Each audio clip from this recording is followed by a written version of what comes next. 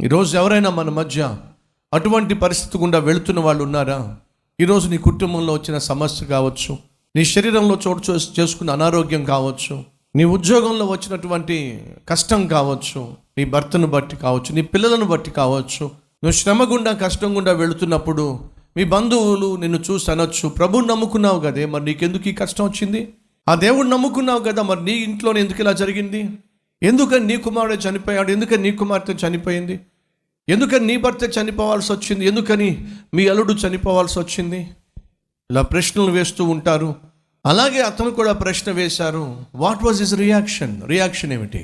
ఆ ఉత్తరాలన్నీ పట్టుకుని దేవుని సన్నిధికి వెళ్ళి, చూసావా ప్రభువా, ఎంతమంది నన్ను ప్రశ్నిస్తున్నారో, ఎంతమంది ఎందుకు నాకు ఈ రోగం వచ్చిందని చెప్పి ప్రశ్నిస్తున్నారు, మరి నీ సమాధానం ఏమిటి? ఎందుకు నాకు ఈ రోగం వచ్చింది అని రియాక్ట్ అయ్యాడు అనుకుంటున్నారా? లేదండి, పబ్లిక్గా తాను ఈ మాట చెప్పాడు.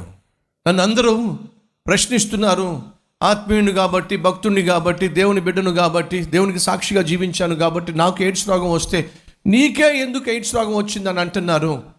అయితే నన్ను ఒక విషయం చెప్పనివ్వండి.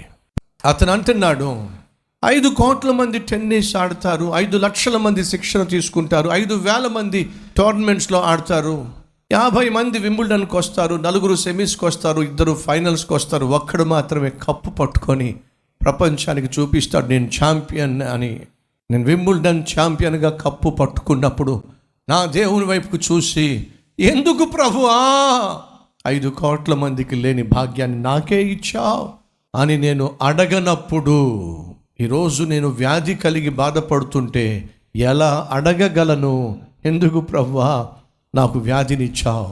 నా దేవునికి దగ్గరకు వెళ్ళి అడిగే హక్కు నాకు లేదు. That was his reaction.